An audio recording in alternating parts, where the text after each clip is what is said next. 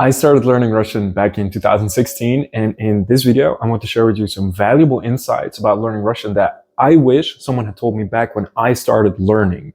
I'll break my experience down into 10 key points that will save you a ton of time and frustration on your Russian learning journey. First, let's talk about those Russian cases. And here's something controversial that most teachers won't tell you. You should not obsess over cases in the beginning. I've seen so many students get completely overwhelmed and demotivated because their courses push cases too early. I remember a Dutch acquaintance who quit Russian entirely because his teacher bombarded him with all 6 cases in the first few weeks. So what you want to do instead is focus on building a solid foundation of basic vocabulary, simple sentences, and easy verb conjugation first.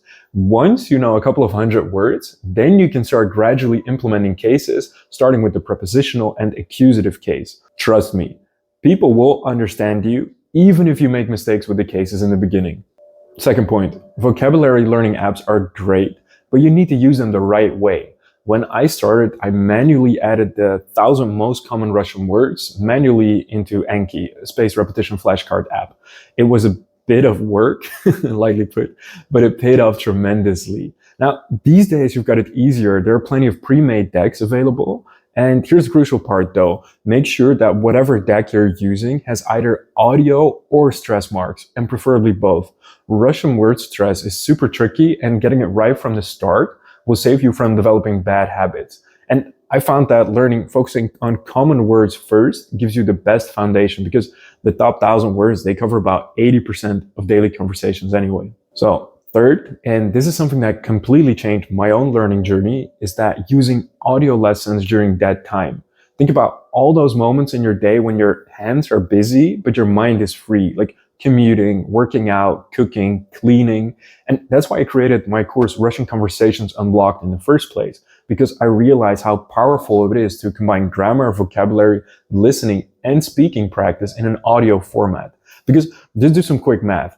If you're commuting 20 minutes each way to work, that's already 40 minutes per day, or about 200 minutes per week, which is 170 hours per year of Russian practice without scheduling any extra time to practice, just by listening to audio courses.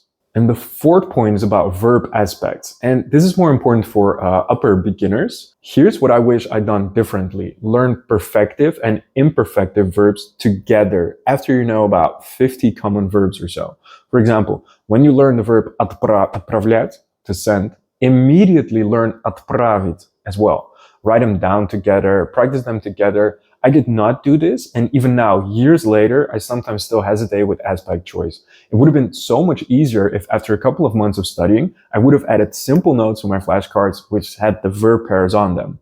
Fifth, Russian media consumption. And this is where a lot of people go wrong. They try to turn watching Russian content into this intense study session with multiple subtitle tracks, constant pausing, and looking at words every 3 seconds. And it just kills the joy that you would have otherwise gotten out of it. So here's what works better. Watch for enjoyment first, learning second. Start with shows that sound interesting to you, and just watch with English subtitles at first. The goal here is to train your ears to get comfortable with the rhythm and sound of Russian. I can easily watch Russian shows for hours, but put a grammar book in front of me and I'm struggling to keep my focus for 10 minutes. But series and movies are exactly the kind of engaging, fun, addictive input that you want. Sixth, and this is perhaps the most important part, prioritize speaking practice. I see so many learners who spend years with apps and textbook building up this impressive passive knowledge bank, but then they freeze up in real conversations. Speaking is like a muscle. You need to exercise it regularly. Find native speakers to practice with. Get an online tutor. Use language exchange apps, or at the very least, use audio courses with speaking prompts.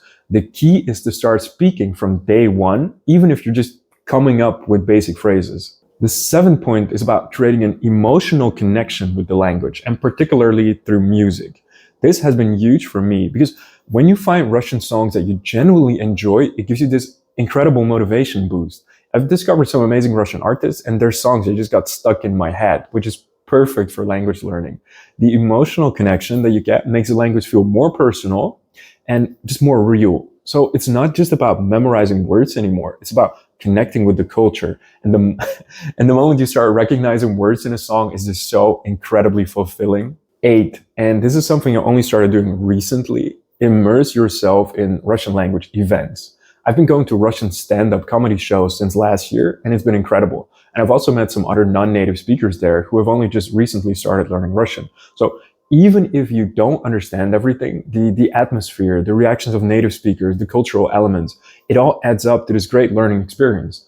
Looking back, I wish I'd started attending these events even when my Russian was basic, because native speakers are usually super supportive of learners and the real world practice that you get is invaluable. The 9th point is about recording yourself. This is absolutely crucial, but often overlooked.